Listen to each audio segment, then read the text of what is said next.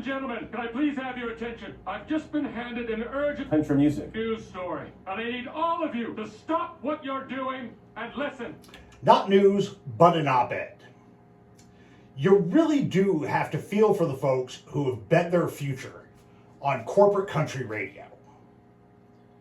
Every day, it's a war of attrition and a waiting game for when the final pink slips will be dispersed and yet another morning show team or local afternoon drive personality will be replaced by syndicated programming orchestrated by an algorithm. But instead of seeing the impending doom where big corporate radio is not even part of the picture anymore and making bold moves to try and resuscitate the format, mainstream country radio is becoming even more narrow in its focus and more risk averse, and trying to continuously cost cut its way back to profitability. Now, it's trying to squeeze the same basic songs into the same narrow window where copycat tracks are competing with each other directly. Cody Johnson and Carrie Underwood recently released a new single called I'm Gonna Love You, complete with a music video full of galloping horses and heavy emotion. It's a pretty good example of contemporary country pop.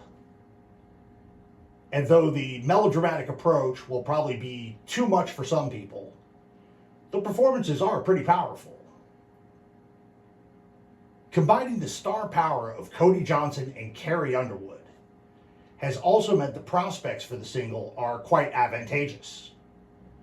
It shot up the charts to number 21 on the Billboard Country Airplay chart almost immediately, and in a predictable manner will power its way to number 1 whenever it is most advantageous for it to do so, according to the master plan of the record label.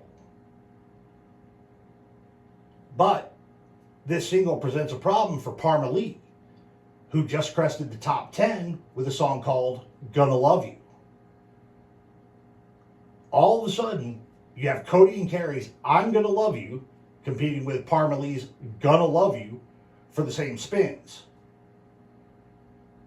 Granted, they're not the same song, though both are mid-tempo power ballads with pretty much the same lyrical hook. It's like when Shannon Doherty and Jenny Garth showed up to the prom in the same dress on Beverly Hills 90210. But the coincidences currently haunting country radio go even further than that. Sitting at number 1 on the Billboard Country Airplay chart at the moment is Justin Moore's This Is My Dirt. Considered in a vacuum, it's not a terrible song, pushing aside the program beat in the beginning. The song is about refusing to sell the old family farm to a developer. If it sounds like you've heard that premise before from a recent hit song, well, it's because you have. It's the exact same scenario and approach of Cody Johnson's certified platinum hit, Dirt Cheap, which was released back in March of this year and peaked on radio recently at number 5 on the Billboard Country Airplay chart and is still receiving recurrent spins. It's a good song, especially for country radio. But chased by Justin Moore's This Is My Dirt, they both work to undermine each other.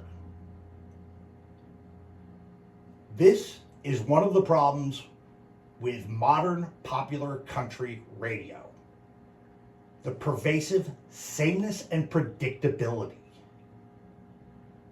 You can see the next turn of phrase coming from a mile away because you've heard the same basic song 100 times before.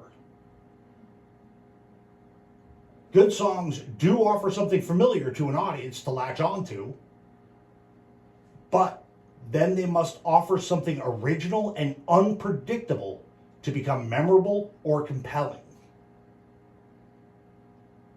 As listeners smarten up and discover better options than nationalized radio playlists delivered by syndicated personalities, country radio is going to have to diversify to serve the public what they want to hear. we now see these huge mainstream festivals with folks like Zach Bryan, Tyler Childers, and the Red Clay Strays on the roster, yet you still really don't hear them on the radio.